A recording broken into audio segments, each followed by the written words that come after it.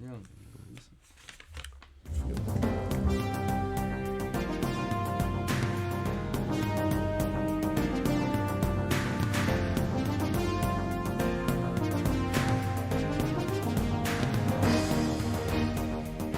안녕하십니까. 터놓고 말합시다의 아나운서 함윤호입니다. 오는 3월 더불어민주당의 당대표 선거와 또 4월 7일 보궐선거 그리고 내년 대통령 선거, 지방선거 등 굵직한 정치 행사들을 앞두고 전북의 정치권도 바쁜 행보를 보이고 있습니다. 민심의 중간평가 성격을 지닌 보궐선거가 전북의 민심에도 영향을 끼칠 수 있는 만큼 전북 정치권도 예의주시하고 있죠. 또 지방선거 출마 예정자들은 당대표와 대선 후보의 영향력을 가늠하면서 권리당원 확보에도 열을 올리고 있습니다. 자, 이런 분위기 속에서 2021년 전북 정치권은 과연 어떤 변화를 맞게 될 것인지 관심이 모아지고 있는 가운데 오늘 터놓고 말합시다는 정치권의 이슈를 살펴보는 월간 정치 토크 시간으로 당대표 선거와 보궐선거 등을 앞둔 전북 정치권의 움직임 상황 살펴보겠습니다. 또 32년 만에 개정된 지방자치법과 전라북도 의회 신년 계획도 함께 살펴보겠습니다. 오늘 방송은 사전 녹음으로 진행하고 있습니다. 방송 당일의 정치적 상황과 달라질 수 있다는 점 양해해서 들어주시길 바라겠습니다. 유튜브에서도 실시간 생중계를 해드리고 있습니다. 터놓고 말합시다를 검색하시면 보이는 라디오를 통해 실시간 보기와 또 다시 보기, 여러분의 많은 의견과 제보도 함께 해주실 수 있겠습니다. 토론에 들어가기 앞서 도민들이 바라본 이달의 정치권 이슈와 새해 전북 정치권에 주문하실 사안은 무엇인지 김세별 리포터의 도민 인서트로 함께 들어보시죠.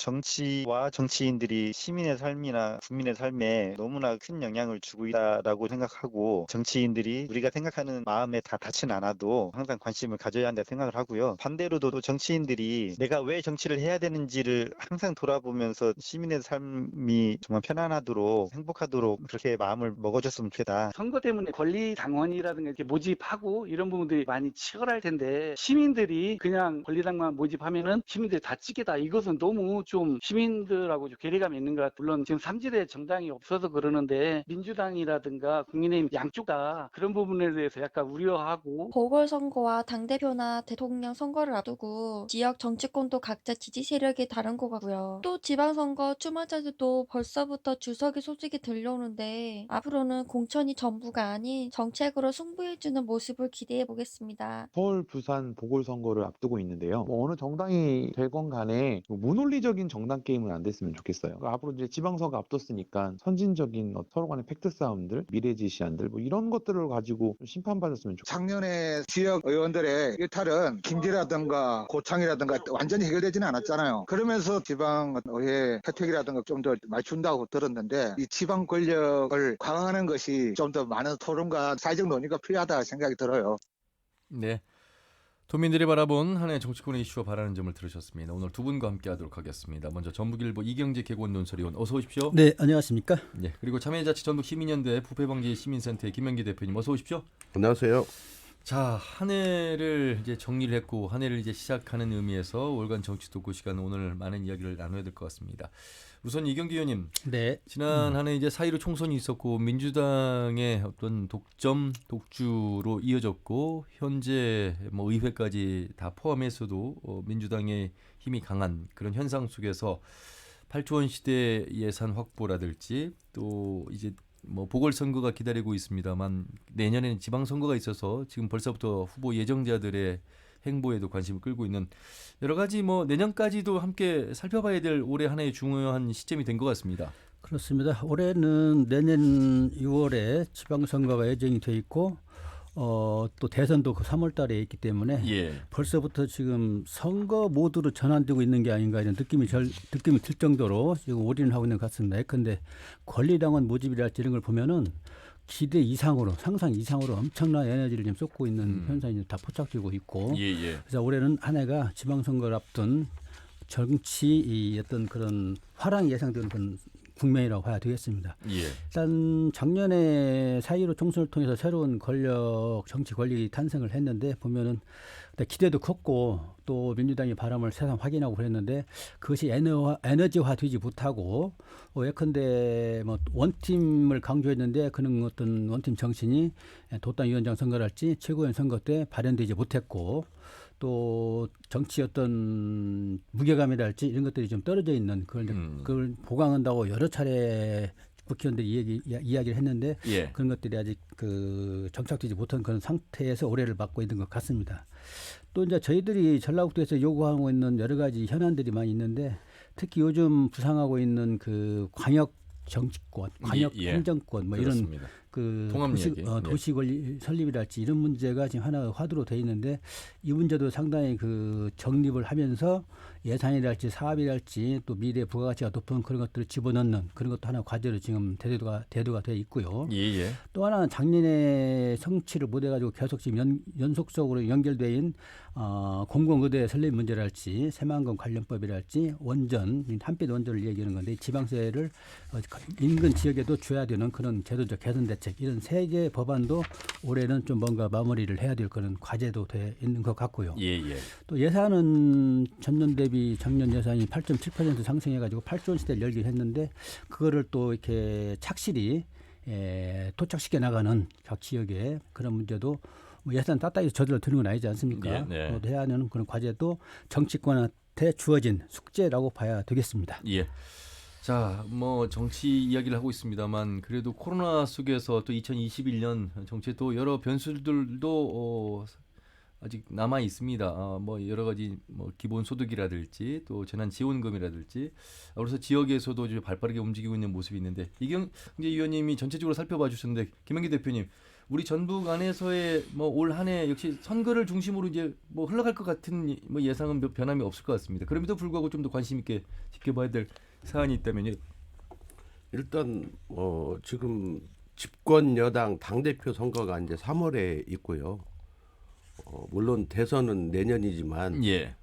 집권당이 우리 전라북도를 거의 뭐 장악하고 있잖아요. 그 집권당이 또 대선 후보들의 경선을 위한 그 당원 모집에 이미 열중을 하고 있습니다. 그리고 또 내년 3월에 대선이 끝나자마자 바로 6월 초에 또 지방선거가 있기 때문에 내년 지방선거 입지자들 그리고 당 내에서 유력한 역할을 하고 싶어하는 국회의원들이 이미 줄서기에 들어갔거든요. 그렇죠. 그래서 각각의 유력 후보들의 줄서기에 들어가 있어서 지금 현재로 보면 우리 또 현 국무총리가 또 적절한 시기에 또 대권 행보를 하고 있고 이미 어떤 의미로 보면 대권 행보를 시작했는데 또 자기 과거 지역구가 여기고 고향이 우리 전라북도이기 때문에 그리고 또 전라북도를 중심으로 해서 영향력을 행사하려고 하는 또 그런 내용들이 있어서 예. 대략 보면 지금 일단 국회의원들부터 살펴보면 완주 무진장 지역구를 갖고 있는 안혜영 의원은 뭐 누가 뭐라고 해도 정세균 예. 현 국무총리의 움직임과 함께 하는 것 같고 도당 위원장도 그 틀을 안에서 움직이는 것 같습니다. 예. 그리고 정읍 국회의원도 윤준벽 의원도 긍정도 부정도 하지 않지만 그런 움직임들이 감지되고 있고요.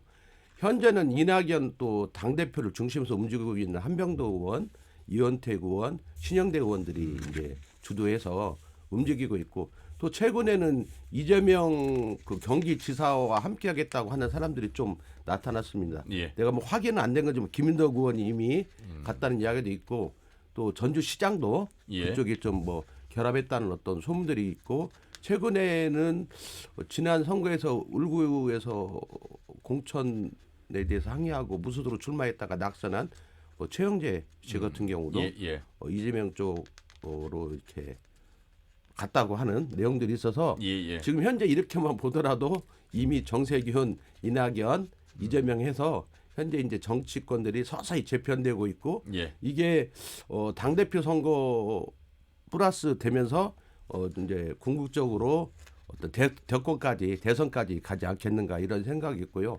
또 한편으로는 지금은 임순남하고 전주을이 쉽게 말하면 일종의 사고 지역구라고 볼 수 있겠는데 이제 당대표 선거를 앞두고 전당대회를 하기 위해서는 지구당 개편대를 하잖아요. 그렇습니다. 그렇다면 여기에 이제 새로운 인물들이 낙점이 될 건데 이건 이낙연 대표 마지막 작품이 될 확률이 높거든요.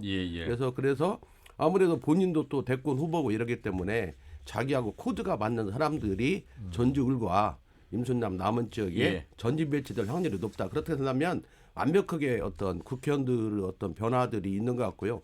단체장은 일단 지금 무소속 단체장에 지금 4명이 있죠. 우리 예.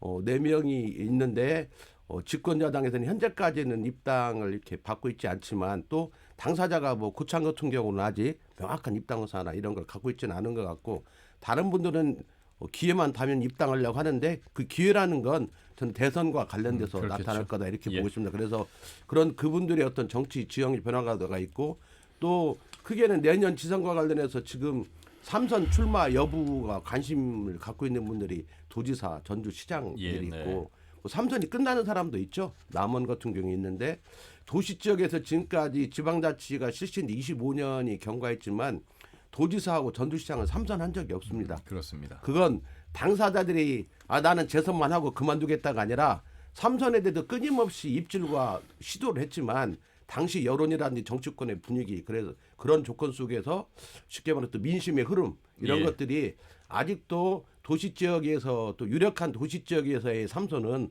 허용하고 있는 지점 허용하지 않은 어떤 관례들을 깰 수 있을까 이제 이런 것들이 기초가 주목되는 어떤 과정들이 있는 것 같습니다.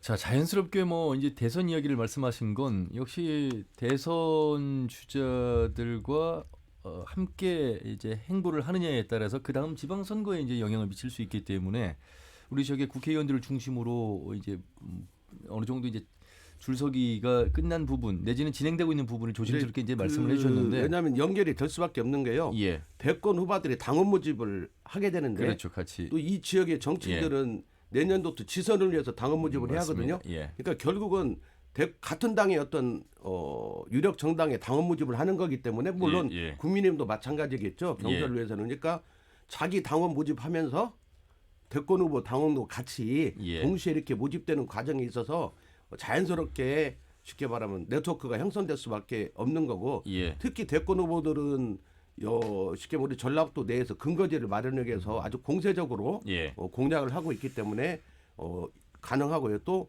이 지역 전라북도 지역에서 정치적으로 민주당에 있지만 소외받고 있는 사람들 예, 예. 이런 분들은 또 이재명 경기지사하고 많이 이렇게 연결고리를 구축해 나가고 있는 것 같습니다. 예. 그러면 당원 문제도 같이 이루어지고 이경재 의원님 네. 지금 뭐 민주당의 그래도 유력 후보가 이제 이낙연 대표, 정세균 총리, 이재명 경기지사입니다. 지금 뭐 여론조사로는 이재명 지사가 상당히 많이 앞서 있는 상황 속에서 국회의원들의 이제 이 연결 코드가 이제 어느 정도 서서히 윤곽을 드러내고 있는데 이 부분에서 또 뭐 좀 짚어주신다면 유권자 입장에서도 관심 있게 이제 보고 있는 대목이기도 하고 사실 그런데 서울시장과 부산시장의 이 보궐선거를 이제 또 봐야만 되는 그런 상황이 눈앞에 있어서 이 결과가 또 어떻게 이제 영향을 미칠 것인가도 관심사고요. 그래서 서울시장, 부산시장 두 보궐선거가 앞으로 향방의 좀 바로미터가 될 수 있는 예, 그런 예. 분명한 어떤 포인트가 되어 있고요. 또 이제 보궐선거에서 전라북도 같은 경우는 김제시 의회 온주현 의장이 사퇴를 했는데 그 지역에 또 시의원 선거가 좀 예정이 그렇죠. 돼 있고 예. 우선 이제 관심은 대권 주자들의 행보인데요. 이낙연 대표 같은 경우는 이미 오래전부터 특보단을 가동시키고 있고 또 지방선거에 나설 그런 특보단은 이미 명함을 찍고 지금 돌리고 있는 그런 상황입니다. 예, 예. 그것도 이제 전북 정의평화 포럼이라고 하는 단체를 주적을 해가지고 일부 지지자들이 이제 이 활동을 하고 있고요. 또 정세균 총리도 뭐 의욕이 강하죠. 다만 이제 대중성이 좀 약해가지고 지금 현재 그걸 회복하는 추세인데 이미 광화문 포럼이라 해가지고 국회의원들 한 50여 명으로 구성된 그 포럼을 가동시켜 왔고 거기에 이제 안호영 그 완주 부진장 의원이 간사를 맡고 있지 않습니까? 예. 아까 이야기한 것처럼 김성주 도당위원장도 거기에 들어가 있고요. 또 김수홍, 은지목 의원도 관심을 많이 갖고 있는 걸로 지금 알려져 있습니다. 또 이재명 지사 같은 경우가 요즘 조금 이제 탄력을 받고 있는데 기본소득으로 지금 재미를 많이 받지 않습니까? 예, 예. 기본소득 국민운동 전북 본부가 또 이 발족이 돼가지고 이재명 경기지사 쪽에서 활동을 하고 있는 지금 국면이고 앞으로 지선을 앞두고 있고 대선을 앞두고 있기 때문에 점차 활발히 활동을 전개할 걸 보이는데 사실상 선거 모드로 지금 전환했다고 보는 게 예. 옳을 것 같습니다. 자, 한마디만 더 예, 예. 드리면은 지금 권리당원 그러는데 이제 앞으로 이제 선거에 다 쓰임새가 있는 그 용도거든요. 예. 근데 지금 민주당 전부 뒀당 보니까 과거에 권리당을 모집할 때는 이제 대봉투 같은 걸로 이렇게 전달하고 뭐 한 20명, 30명씩 했는데 지금 권리당은 들어오는 걸 보니까는 대봉투 정도가 아니고 보따리로 지금 다 접수가 되고 있다는 거예요. 그래서 아 이건 이미 선거전이 사실상 시작됐구나. 그걸 이제 감지할 수 있는 느낌인데 앞으로 시간이 흐를수록 더 가열찰 걸로 보여집니다. 내년 지방선거가 뭐 6월이니까 사실 1년 5개월이나 남았는데도 불구하고 벌써 김윤덕 의원 같은 경우 먼저 뭐 도지사를 출마하겠다라고 이제 선포를 했고 송화진 지사 또 김승수 시장 뭐 삼선 출마 여부가 거의 뭐 가시화가 되고 있는 그런 모양새입니다. 본격 선언만 하지 않았을 뿐이지. 그렇다면 글쎄요, 이제 민주당 이외에 국민의힘이 이 지역세가 약하고 지금 정의당 같은 경우 김종철 전 대표가 지금 뭐 당적까지 박탈당한 그 성추행 문제가 있었고 이게 보통 뭐 1대1 구도 또 1대 다자의 구도가 있었던 선거와 달리 이제 민주당 체제 속에서의 선거가 이제 펼쳐지지 않겠느냐. 그렇게 되면 이제 경선이 곧 정말 이제 본선이고 곧 당선이 되는 그런 이제 수식이 이제 다시 한번 또 확인되는 그런 시점이 오고 있어서 김한규 대표님. 예.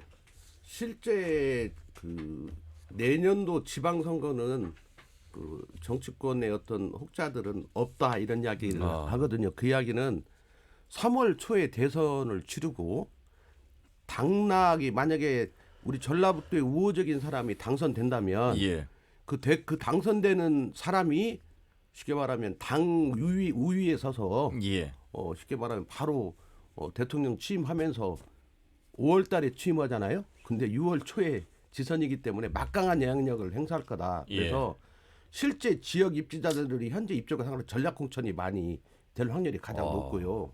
왜냐하면 4월부터 경선을 한다지만 이미 3월 달에 대권의 성공과 실패에 따라서 그렇죠. 전국이 요동치고 당이 책임론에 휩싸이고 이러면서 쉽게 말하면 잘 때도 못 때도 당은 변화를 강제받을 수 없기 때문에 당이 제대로 굴러갈 수 있겠느냐. 그리고 이슈들이 지선에 없고 거의 대권과 관련되는 결과와 관련되는 평가로 가기 때문에 지방선거 출마자들은 자기를 내세울 어떤 공간이나 이런 것도 대단히 줄어들 것이다. 그래서 또 과거에 보면 대권에서 비우호적인 사람이 되면 전라북도에 또 몰표를 줘가지고 막 살려한다 해가지고 몰표를 준 애들이 있고 그래서 지방선거가 독자성 갖기가 참 어려운 구조일 수 있겠고 그래서 저는 현재 입지자들이 다양한 입지를 하고 있지만 만에 하나 대권에서 그 자신이 지지했던 네트워크를 형성하지 않은 후보가 당 후보가 되고 대선에서 쉽게 말하면 좋은 결과를 맺은다면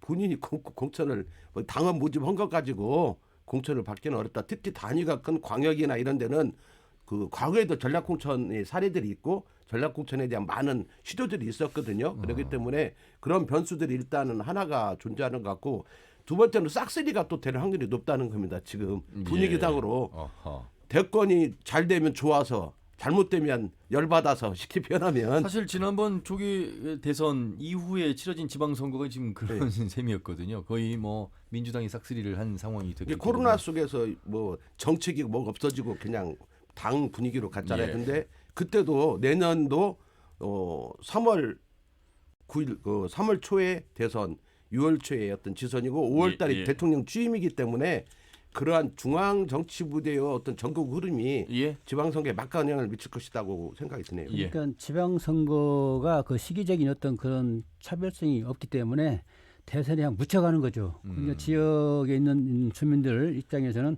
아주 불행한 선거가 되는 거죠. 왜냐하면 지방선거라는 거는 그동안의 어떤 잘잘못을 따지고 평가도 하고 검증하는 어떤 절차를 밟으면서 정상적인 어떤 궤도 속에서 치러져야 되는데 그런 정상적인 궤도가 발현되지 못하고 대선에 묻혀가지고 따라가는 그런 선거가 될 개연성이 크기 때문에 불행한 선거가 될 수가 있다는 그런 얘기죠. 자, 그리고 10명의 국회의원들 중에서 이제 선거법으로 기소된 의원들이 있는데 이 부분도 이제 하나의 또 변수가 좀 될 수 있는 부분이 있습니다.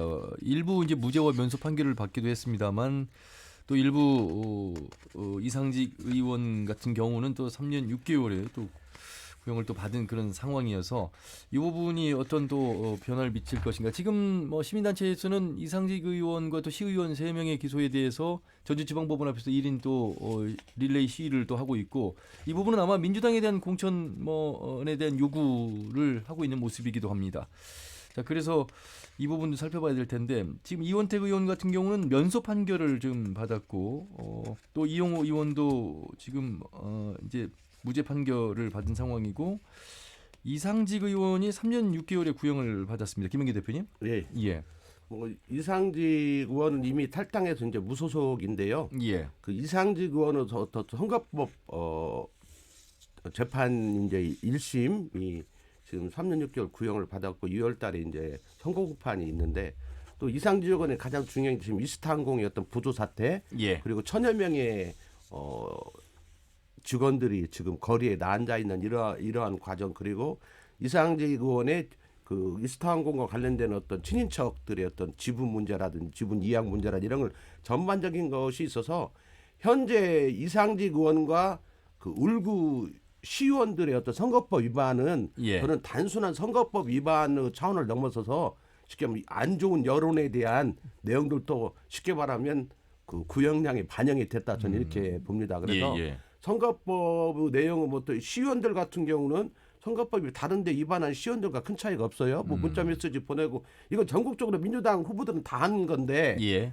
뭐 고발례가 있었으니까 이제 조사를 했겠죠. 그래서 그 얻는 어떤 구형량을 보면 그 보통의 위반의 어떤 구형량에다가 그 지금 전체적으로 이상직 의원은 지역구잖아요. 예. 이상직 의원과 함께 활동을 했고, 그런 것들이 영향을 미쳐서 대부분 예상보다 중형들이 구형이 되었다, 이렇게 볼 수 있고. 3명의 시의원인데 한 의원은 1년 6개월 구형받았고, 또 비의원은 벌금 500만 원, 시의원은 벌금 200만 원 벌금형을 각각 구형받았어요. 그러니까 전체적으로 예상보다 높은 구형량을 그렇죠. 받은 건 뭐 분명하고, 그래서 실제적으로 지금 이상직 의원 같은 경우는 그 물론 1심이지만 이제 앞으로 항소심 대법원이 있겠지만 그 재판이 끝나게 되면 뭐 쉽게 말하면 의원직을 유지하기가 어려운 거 아니냐, 이렇게 볼 수 있을 것 같습니다. 그런데 뭐 일부 시의원 중에서도 있을 수 있는데, 다만 이 재판이 이스타항공 그 재판도 지금 아직 시작도 안 했거든요. 지금 수사 중이고, 이제 선거법은 1심인데 현역 국회의원이기 때문에 쉽게 말하면 불구속 상태에서 재판이 진행된다면 뭐 보통 대법까지 가려면 한 2년 걸리잖아요. 그래서 당장 그 보궐선거가 있을 걸로 언론들은 보도하고 있는데, 그건 제가 볼 때는 정치 현실을 모르는 이야기고, 앞으로도 최소한 뭐 1년, 2년이 지나야 그렇군요. 이상직 의원의 최종 대법원 판결이 나오면 그때는 가능한 게 아닌가 보고, 나머지 시의원들 같은 경우는 그 쉽게 말하면 이번에 지금 선거법이 개정이 돼서 선거법 핵심 말은 풀자는 거거든요.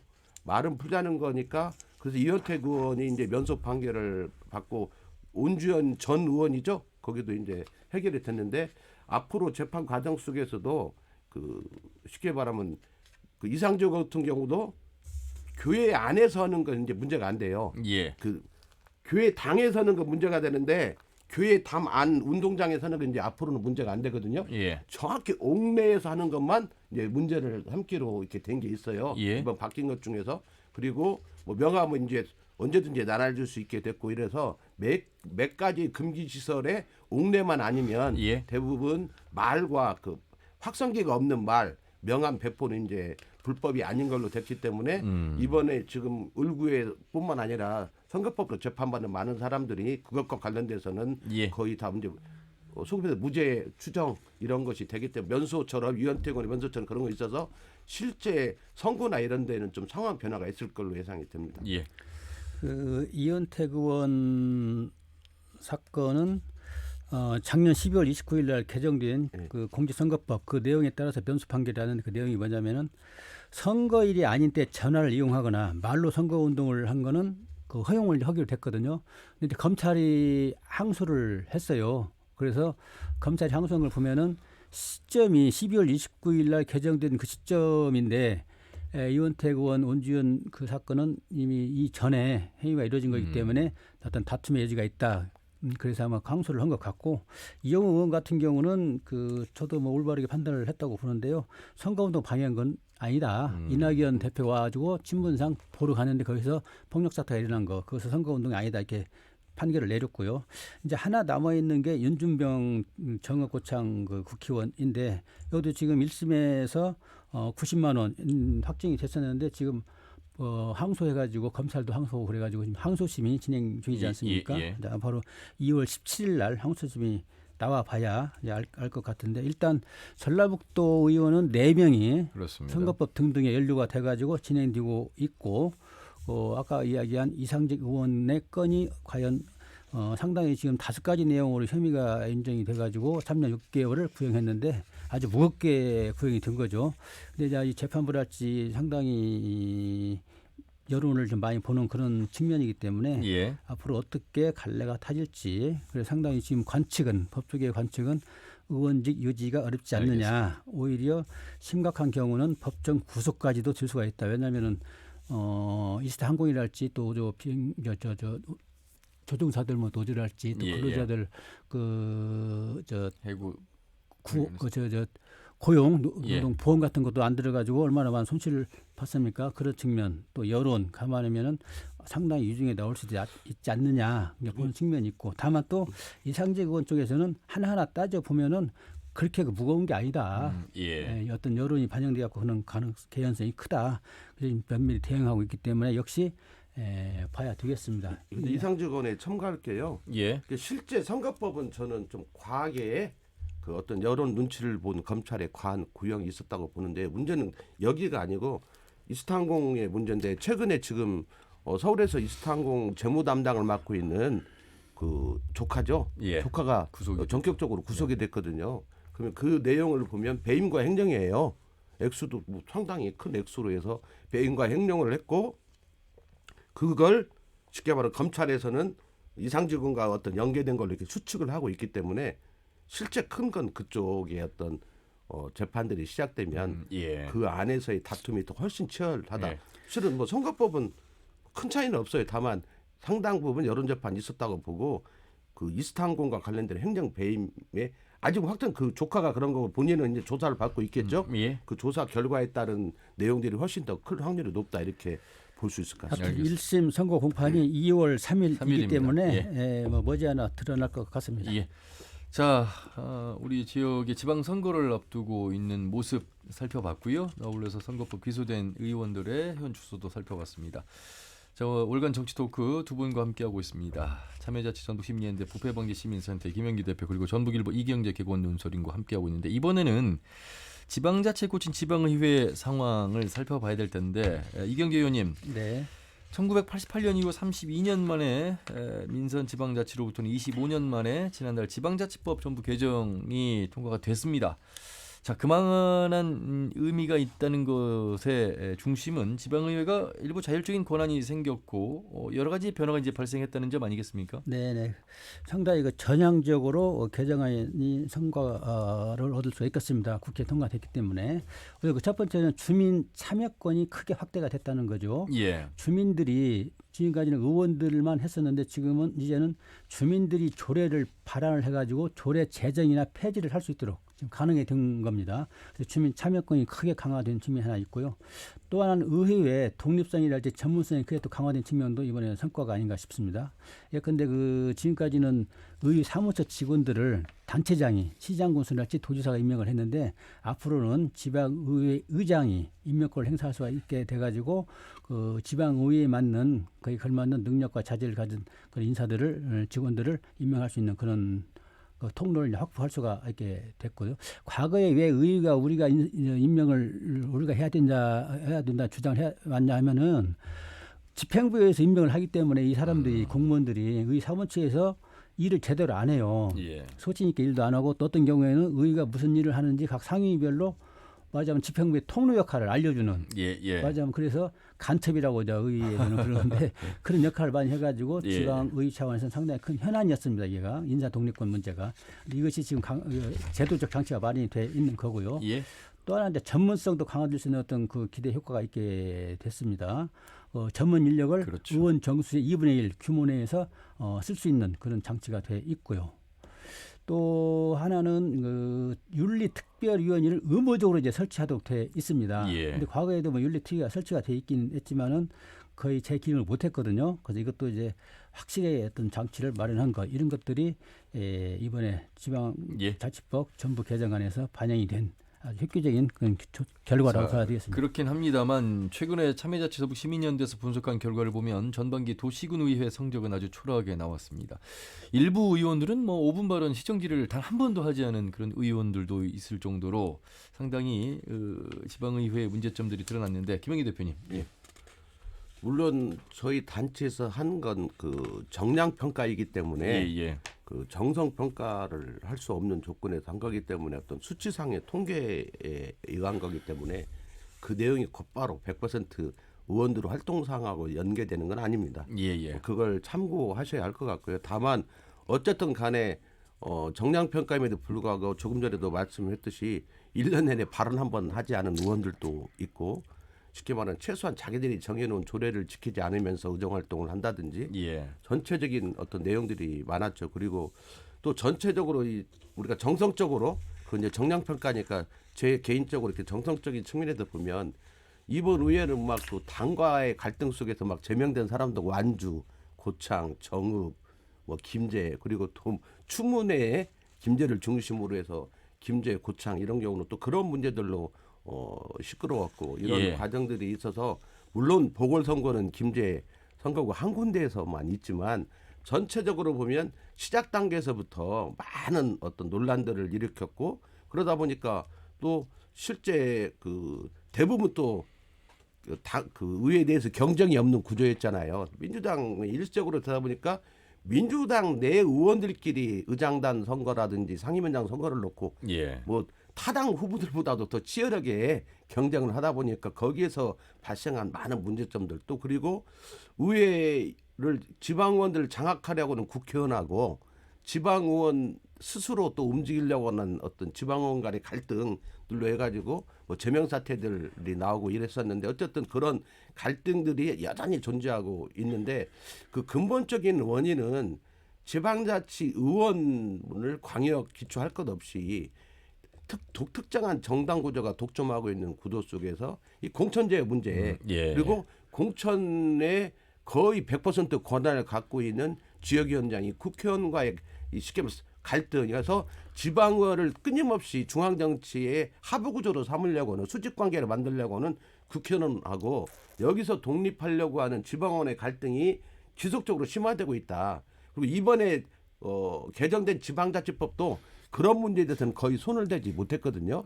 여전히 지방의원들은 중앙 정치인의 어떻게 보면 하수인으로 전락해가지고 여전히 전 지역에 의원 뜨면은 누가 마중 나가야 하고 또 행사장에 가면은 또 몇 사람은 수행을 해야 하고 지방의원들이 이것이 지금 반복되는 구조에 대한 어떤 지방자치의 진정한 독립은 좀 안 된 것들이 이후에 좀 더 개선이 되고 단순히 뭐 의회 의장한테 인사권 주고 그다음 지방은 이제 좀 후원회도 지금 구성할 수 있게 됐잖아요. 이제요. 뭐 그건 좋은 점이죠. 좋은 점인데 앞으로도 더 지방자치를 지방의원들 스스로 할 수 있는 토대들 그래서 과거처럼 기초의원은 공천제를 폐지한다든지 뭐 이런 기초의원 기초단체장 같은 경우는 중앙 정치하고 거리를 갖게 한다든지 이런 그런 전향적인 제도들이 만들어지지 않으면 앞으로도 지방자치의 내용 그리고 의원들이 그 국회의원의 구미에 맞는 사람들이 한 명도 안 되는데 공천받고 당선되다 보니까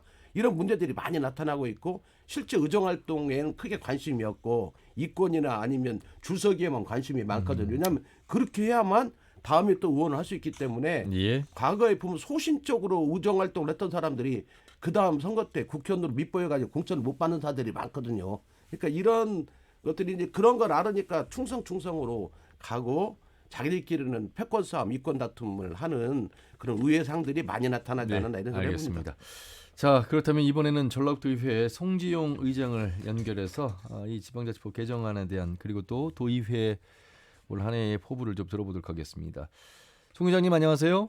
네, 반갑습니다. 예, 반갑습니다. 의장입니다. 예, 자 도의장으로서 수장으로서 전라도의 이번 의회의 어떤 중점적으로 좀 계획하고 계신 어떤 포부를 좀 들어보도록 하겠습니다. 새해에는 한 세 가지 정도로 추격할 수 있는데요. 지금 코로나19가 장기화되는 전례없는 지금 전라북도 현실인데요. 대외적으로 지역경제 활성화를 위한 특단의 조치가 필요하다. 거기에 대해서 본회사는 성립됐습니다마는 추경을 통해서라도 사회적 약자나 그다음에 피해보는 분들에 대한 지원. 두 번째 22년도부터 적극적으로 시행되는 지방자치법 전부 개정안 중에 의외의 부분이 있어요. 예. 인사권 독립이라든가 그다음에 윤리특별위원회 구성이라든가 그다음에 정책지원팀에 대한 확충이라든가 이런 부분에 대해서 조직 개편을 통해서 해야 할 일들하고요. 또 이제 그렇다고 해서 도정 현안 문제에 대해서 코로나 같다고 해서 등한시할 수 없으니까는요. 예. 앞으로 전라북도가 무엇을 갖고 먹고 살아야 할까라는 문제에 있어서 집행부와 같이 협업을 통해서 때로는 의회가 선제적으로 그 방향성에 대해서 대안도 제시하려고 합니다. 예.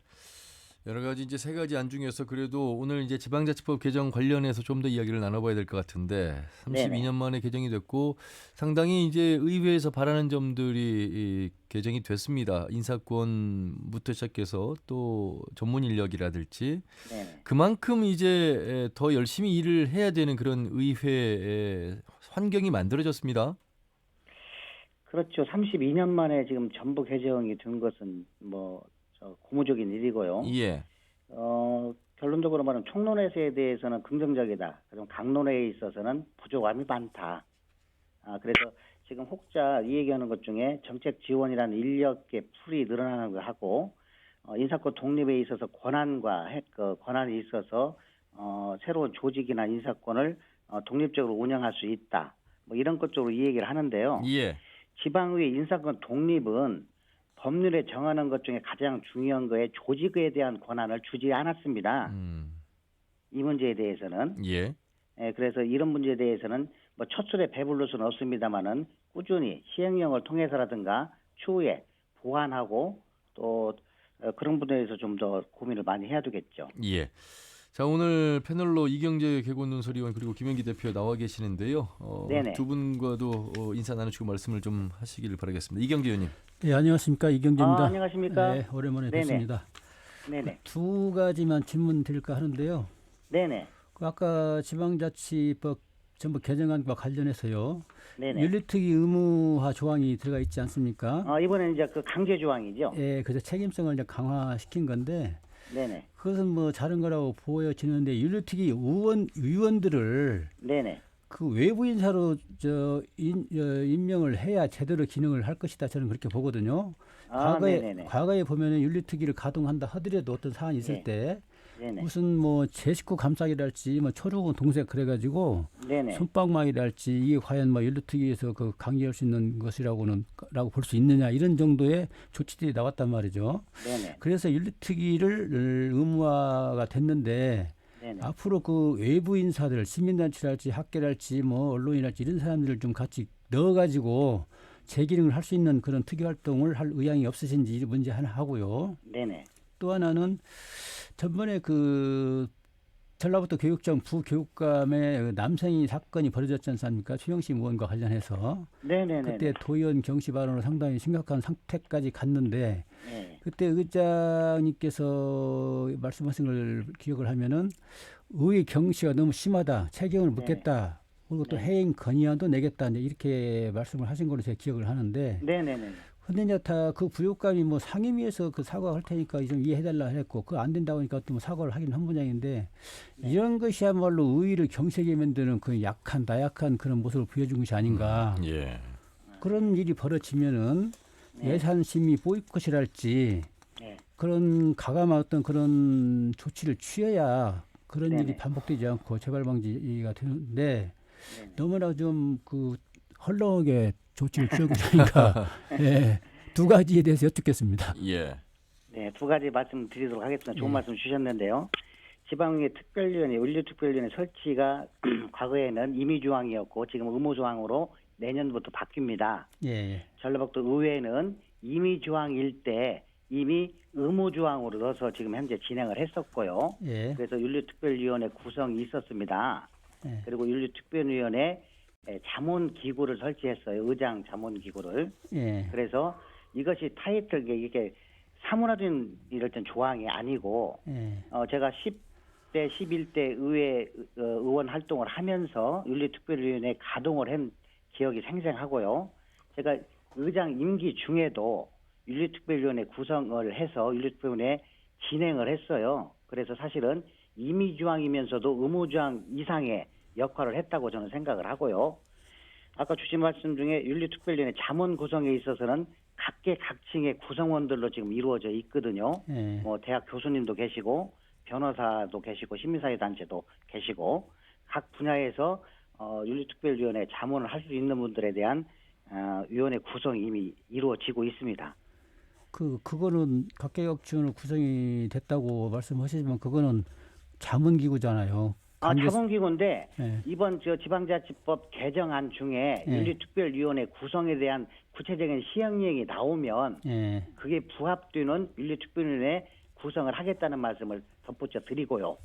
예. 그다음에 전라북도 의회에서는 의원들의 기소 단계에서 1차 선고가 났으면 사실은 윤리특별자문위원회에서 권고사항은 이랬습니다.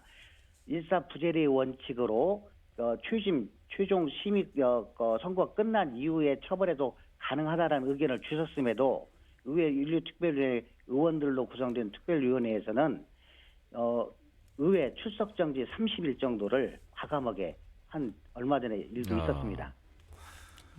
그리고요, 두 번째 주신 지금 전라북도 교육청의 부교육감의 남성희 사건과 또 특정 의원에 대한 비하 발언에 대해서 전라북도 의회가 조금 좀 강하게 얘기하지 못했다 이런 말씀을 주셨는데요. 저는 이렇게 생각을 합니다.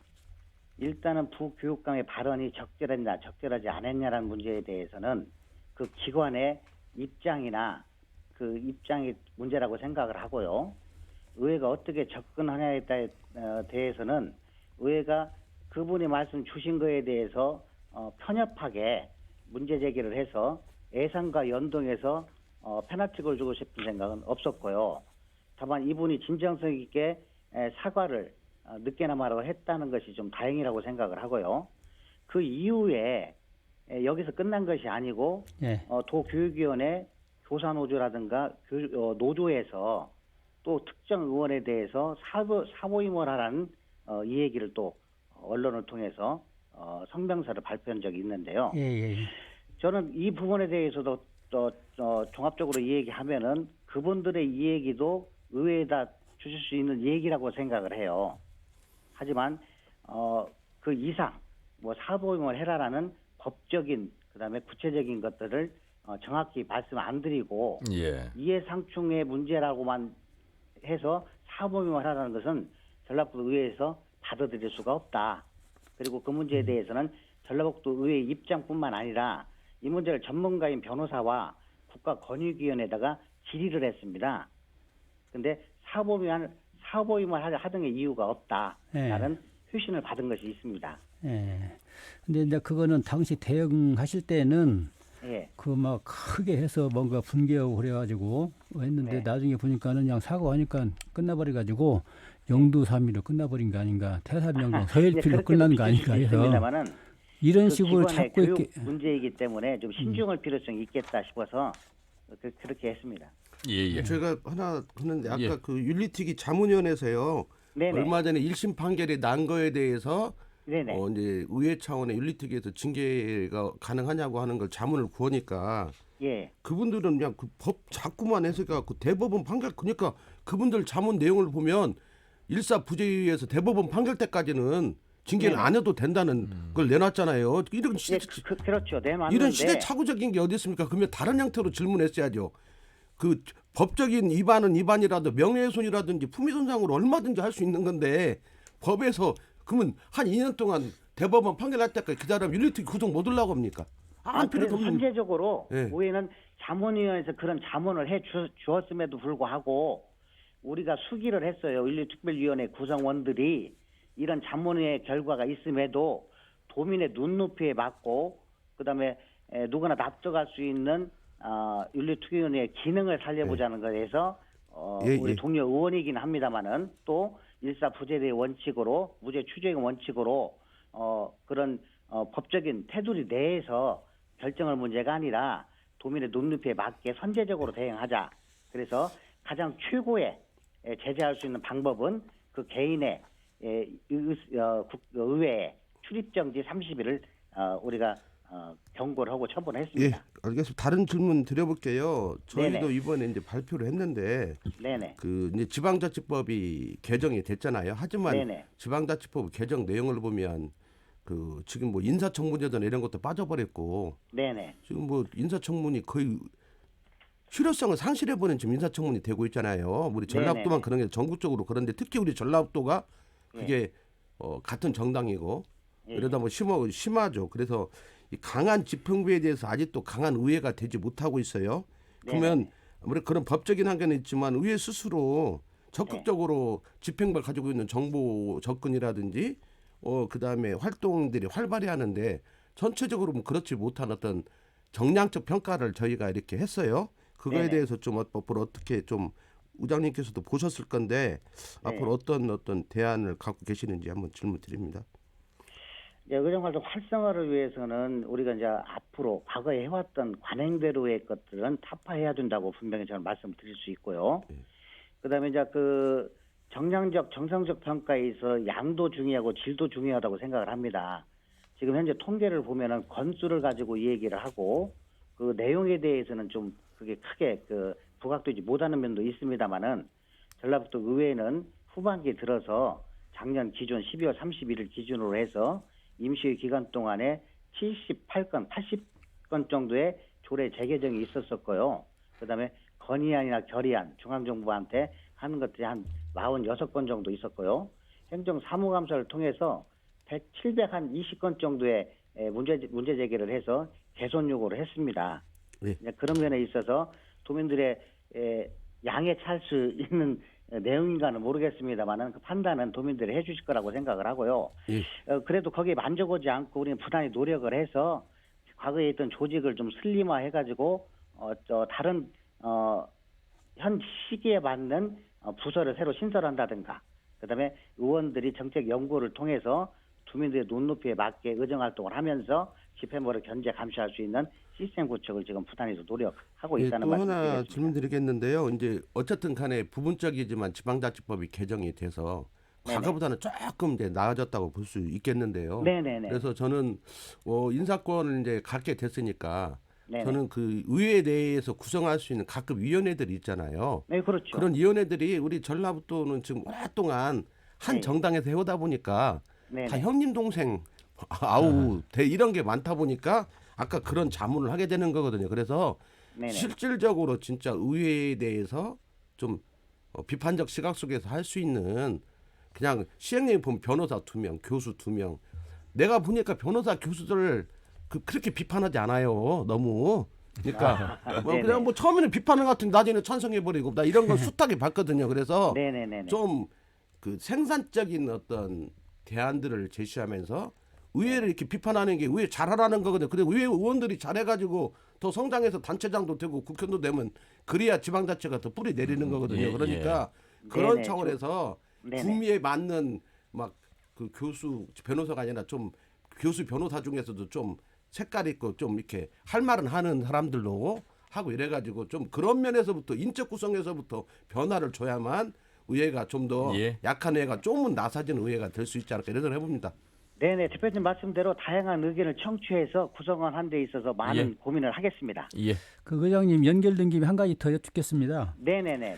그 새해 첫 화두로 새만금 지구를 예. 15번째 지자체, 그러니까 새만금 단일 행정구역입니다. 새만금 지구를 네네네. 새만금 지역을 새로운 행정지위로 부여해야 된다는 그런 얘기인데 네네네. 그와 관련해서 지금 어떤 구상을 갖고 있고 왜냐하면 지금 동서 도로만 지금 고속도로가 뚫려 있지 뭐 바다 망망대해인 상태고 땅이 네네. 전체 다 드러나 있지도 않은 상태인데 그 앞으로 어떻게 구상을 하고 계십니까?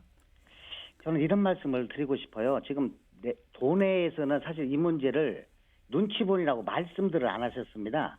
네. 근데 중앙정치를 가보면은 새만금이 어떤 형태로든 간에 단일화된 행정구역에서 일을 해야 속도도 나고 단일 체계로 가야 확장성이 있다라는 얘기들을 많이 해주시고 있어요. 예. 네. 그래서 제가 1월 4일 날 기자 간담회 때 14+1이 가장 합리적인 방법일 수도 있다라는 생각으로 제 개인적인 의견을 제시한 적이 있고요. 제가 여러 정치적 생각을 고려하지 않고 세먼금에 대한 새로운 지역에 대해서는 앞으로도 제가 충분히 촉매제 역할을 할 수 있을 거라고 생각을 하고요. 그 일에 주저하지 않겠다는 말씀 드리겠습니다. 알겠습니다. 예, 의장님과 많은 말씀을 나눴습니다. 그만큼 의회에 거는 기대가 크다고 볼 수 있겠고 더 많은 의회 역할 좀 해주시길 바라겠습니다. 말씀 잘 들었습니다. 고맙습니다. 네네, 감사합니다. 네, 전라북도 의회 송지용 의장과 말씀 나눠봤습니다. 마무리 시간 1분씩 정도 드리겠습니다. 올 한 해 이제 정치 토크를 또 계속해서 두 분과 함께 할 텐데 어떤 말씀을 좀 해주실지 이경기 의원님. 네, 저는 선거와 관련해서 사실상 선거 모드로 전환이 됐다고 아까 말씀을 드렸는데 그 권리당원 엄청나게 지금 모집 중이고 특히 단체장이 진두지휘하고 있는 그런 지역도 있고 그런 걸 보면은 그럴 수밖에 없는 그런 소위원도 이해를 하긴 하지만 단체장은 행정이랄지 지역 주민이랄지 여러 가지 행정 서비스, 정치 서비스를 높이는 데 주력을 해야 되는데 너무나 일찌감치 이런 정치 이벤트에 너무 몰입하다 보니까 역시 그 행정이랄지 주민 삶과 관련된 문제, 일자리 문제 이런 것들이 소홀히 되지 않을까. 그러니까 상당히 우려스럽고요. 다만 그 정치 어떤 이벤트 일정에 따라서 뭐 안 할 수도 없는 상황이긴 하지만 지역 문제, 지역의 어떤 주민의 어떤 그런 문제, 서비스 이걸 소홀히 하지 않았으면 그런 당부 말씀을 드리고 싶고 당이 그렇게 해야 된다고 생각을 합니다. 예, 김영기 대표님. 예, 저도 지금 코로나로 어려운 지역 경제의 상황이 있는데 정치인들이 너무 제밥에만 뭐 관심을 가질 수는 있지만 그런 자기 자신의 정치적 기득권을 유지에만 관심을 가지면 안 된다. 저는 이런 생각이 듭니다. 특히 전라북도처럼 돈이 적어서 우리 경기도처럼 많은 돈을 주지도 못하잖아요. 뭐 사고 차이도 있겠지만 주지도 못하는 조건 속에는 전라북도 정치인들은 대권이라든지 뭐 지선이 있지만 소신을 가지고 임기 기간 동안에 얼마만큼 자신을 뽑아준 지역 주민들에게 봉사할 수 있는가. 그리고 생존권 문제라든지 생활 문제에 접근할 수 있는가에 대한 고민들을 더 많이 해줘야만 그런 것에 토대에서 삼선도 갈 수 있고 그런 거지. 그럼 10년, 8년, 10년 지났는데 아무 바뀐 것들 삼선했다면 누가 찍어주겠어요. 아무리 민주당이 뭐 압도적이라 하더라도 그런 것들은 실제 어떤 여름이 싸늘해지면서 가능하지 않는 거거든요. 그래서 너무 줄대는 데만 열중하지 말고 지역 주민한테 줄대는 데 좀 신경을 썼으면 하는 생각이 듭니다. 김영기 대표님께서 이제 내년 지방선거는 없다라는 표현까지 쓰셨습니다. 그만큼 이제 이 선거 자체가 대선과 함께 한 방향으로 이제 쏠림 현상이 강할 수밖에 없는 그런 모습이어서 저희도 개인적으로 저희 단체도 오래 전부터 논했는데 적절한 시절에 전라북도 지사라든지 전주시장이나 전라북도 정치권에 대해서 어떤 그런 의사 표명을 할 생각입니다. 그와 관련해서 민주당 도당이 지방선거를 관리할 텐데 지방 선거 앞서서 힘을 많이 실어주는 그런 말하자면 뭐 지지율 보면은 뭐 90%가 넘지 않습니까? 그래서 민주당 도당이 중심을 잡고 잘 해 나가야 될 걸로 보여집니다. 저희 토너코 말합시다도 정치 토크를 통해서 유권자들에게 많은 정보와 방향을 좀 잘 전달할 수 있도록 노력하겠습니다. 두 분 말씀 잘 들었습니다. 고맙습니다. 네, 감사합니다. 이경지 의원과 김영기 대표와 함께했습니다. 토너코 말합시다는 유튜브를 통해 다시 보기가 가능합니다. 일요일 오후 5시 5분에 인사드리죠. 함윤혜였습니다. 고맙습니다.